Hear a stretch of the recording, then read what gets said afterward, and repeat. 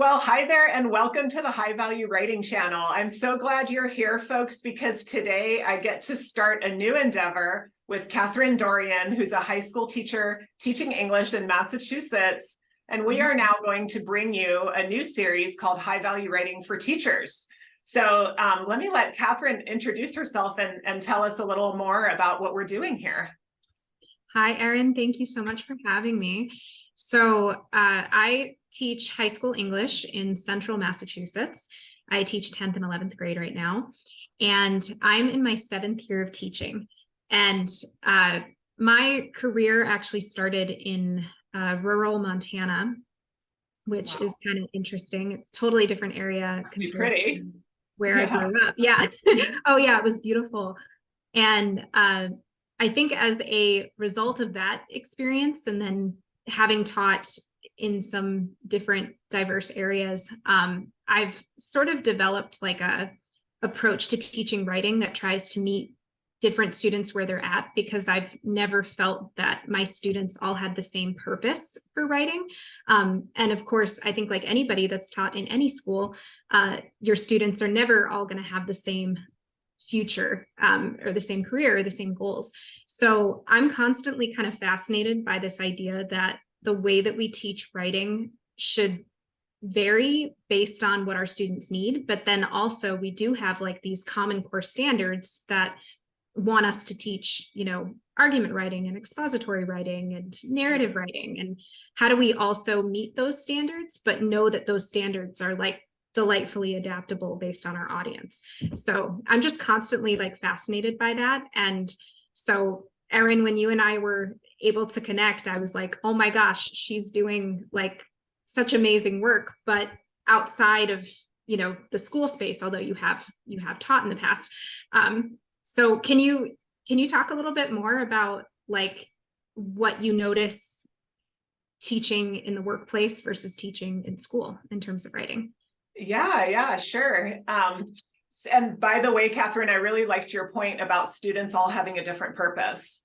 My background, I've taught 5 years of high school English and then mostly college and university English and writing. And I really thought about that so often, even in college teaching. It's kind of like, well, just because they're taking English 101 doesn't mean they want to be an English major. They have their own goals. And what can I do to help them reach the goal they've chosen, rather than kind of putting my own goals through the genres I might pick or something like that. Yeah, but now that I'm teaching in the workforce, about 5 years ago, I switched from teaching in schools to in companies. And one of the biggest things I notice is when I talk to people in their 20s who are in their very first career job, and I go in there to teach a business writing class typically.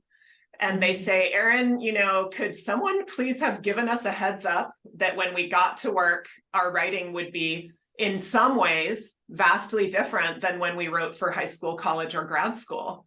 And yet we don't get that opportunity to tell our students. You know, when I was teaching high school, same thing, we're worried about the core and what's expected, but then we're realizing these students are going to move towards their own goals. And if we haven't set them up to write in the real world in careers, they're going to just get very shocked, like the younger folks I work with who say, oh gosh, I just wish I would have known going into this job that I'd have to adapt my writing. So another reason I'm excited to work with you on this and try to help teachers who've been in our positions consider ways to bring in more genres to their writing, their teaching.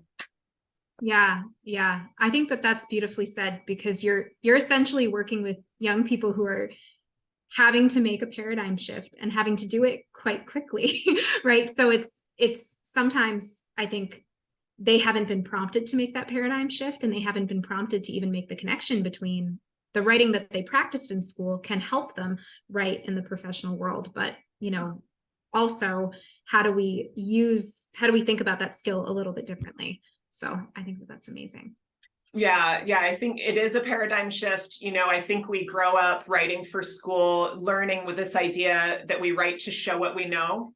Here's me using quotes well, here's me with a decent vocab, here's me with good paragraph structure.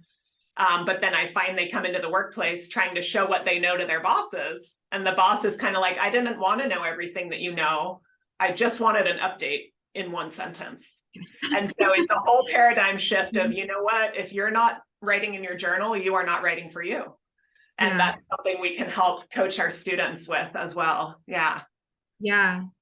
Yeah. So one of the things that we are trying to do for teachers now is to help them help their students start to make that paradigm shift about who they are as readers, so that later they can think about, okay, how do I actually write for an audience? Because it's really quite cognitively demanding to make that shift and think about, okay, there's a reader behind this. So yeah, if you're a teacher, you probably clicked on this video because you want to deliver more writing instruction that's relevant to your students outside of academia. And we're here to try to get you thinking about the kinds of academic writing that you already ask your students to do, like argumentative, analytical, expository, and narrative. But also, how can that help them think about how to write for other purposes? So we're prompting you to think about how you could more directly connect your writing instruction to the writing that your students are already doing. And a lot of that is writing and reading that they're doing outside of academia. That's right. And, you know, by saying that, it's kind of an important point too. We're both teachers. We are not asking other teachers to do more or have more grading. You know, we would never do that. And we're also, in that vein, kind of not asking students to do something additional in a way too, because as you said, Catherine, they're already reading. They're reading, you know, the narrative that comes up on an Instagram post about a recipe or whatever. So they are reading. We're not really adding to the load for teachers or students. We're just saying, hey, let's start talking about ourselves and others as readers, so that when audience awareness comes along as something to teach, it's not quite so abstract for them. Yeah. So the first paradigm shift that we're kind of encouraging, that we are encouraging teachers to make with their students, is the type of reading that your students are doing. That is a literacy, right? So it may be that some of them are reading like young adult literature, or they are very engaged with, you know, the novels that you're studying in class, or they are very engaged with like the informational texts that you're sometimes giving them. But others might be like listening to podcasts. And I don't know a lot of podcasters that don't at least outline their ideas before they speak them, right? Like that is a literacy. That's a form of, when you're listening to that, that's a form of reading. They're reading the captions on an Instagram reel or a TikTok, and that's also a literacy.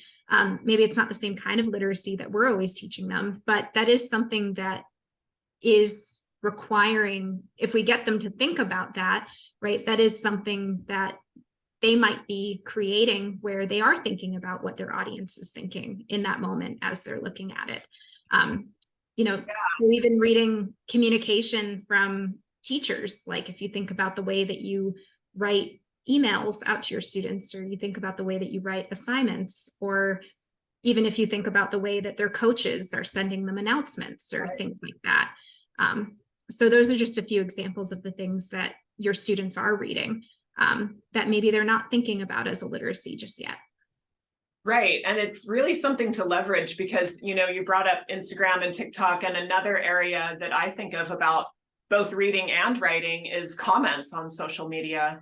And that's something where we can, maybe it's a little less abstract when we think about audience, and it's like, well, I put this comment because I wanted to show the writer or the original poster a certain thing, but I also wanted to look a certain way in front of other readers. You know, commenting using social media, I think it's very much worth talking about as writing and reading, because it's familiar to students, and we can actually get into aspects of the rhetorical situation through those types of literacies. Yes, Absolutely. Or even like, I reposted that TikTok. I didn't make it, but I reposted it, and you know, I reposted it for a really specific purpose. Right. You know, and you might know what the purpose is, and how was even your reposting it received by your audience? You know, what did that build more community with your audience or something like that? It's valuable for students to think about that. So, and I really appreciate that approach of kind of broadening what we think of as literacies, as reading and writing, because another thing I see teaching in the workforce now are sort of ways that people use writing for power and look down on other writers. And we don't want to be bringing people up to do that, right? There are still people out there who are being judgmental and thinking, oh, if you're putting a comment on Teams or Slack, that's not writing. It's only writing when you do the annual report. Well, it's all writing, and all of those skills matter, not just the annual report writing skill. And so as we start, offering these kind of ideas for teachers, we want to just look at how it can also equalize the playing field, because students who've been told that the type of reading and writing they do is lower, I see them later in the workplace and they feel like they're not good at it, which isn't usually true. Yeah.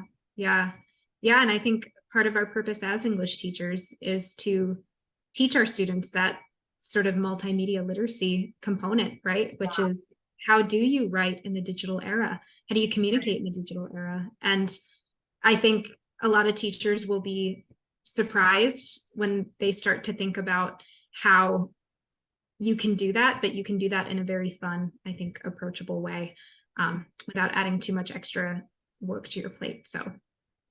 Exactly. Yeah. So how are we going to start helping students think about the idea that readers even exist? Because they often feel like they just write and it goes nowhere, I guess.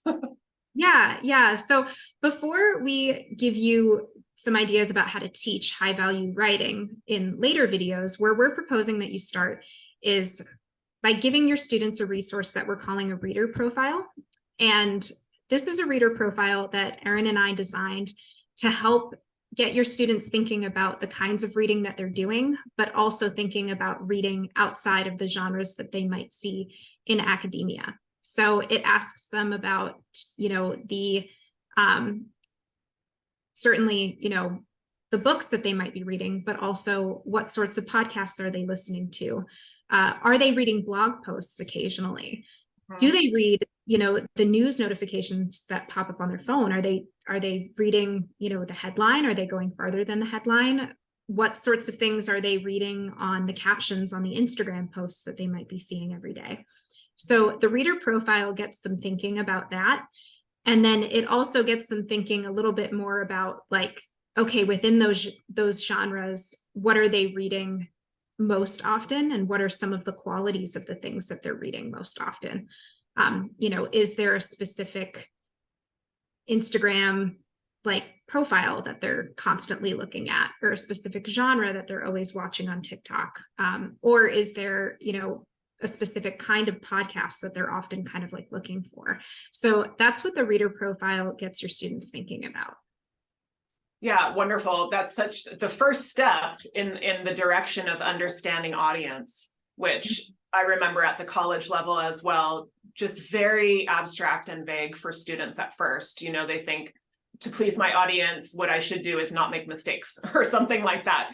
We're going to get a little deeper about how do you think about people's reading needs, reading values, business values for people who are heading to careers. But it all begins by even noticing readers are somebody. And so we're starting with you, each student. Who are you as a reader? Just to get people familiar with this concept of even thinking about or analyzing a reader. And so we'll attach that worksheet to the bottom of this video. And Catherine can talk a little bit about that, but we'll be back soon with another video about how you might analyze what you find out from your students. So yeah, tell us a little more about that, and then we'll wrap up for this first video with you all. Sure. Yeah. So the reader profile we have attached as a PDF to this video. And the reader profile just asks for some information from your students about the genres that they're reading, and also the different purposes behind that reading. Are you watching a TikTok just for entertainment? Are you watching it for a news source? Why are you looking at Snapchats? Why are you reading even a textbook? It's probably for school, but is there a deeper purpose there? And then it's going to ask them for some examples of the type of reading that they're doing. And then it's also going to get them thinking about, what are they curious about? What are some things that they're looking to learn more about? And how might the content or the types of reading that they're doing kind of inform that? So you can give this to your students to help them make that paradigm shift of, okay, there's a reader behind the writing. And that's going to be the first step. And then in future videos, we'll teach you how to use the reader profile that your students have already filled out to get them thinking about how to write for an audience. Wonderful. Perfect. Well, teachers, we're glad you're here. We're really excited about bringing some ideas for bringing high value writing of this other sort, business related, different types of genres into the classroom. And go ahead and try that first step. And we'll be back soon to talk about what you'll learn from those reader profiles and what might be the next step to bringing in more genres with your students. So thank you. We'll see you soon. Thank you, everybody. Bye.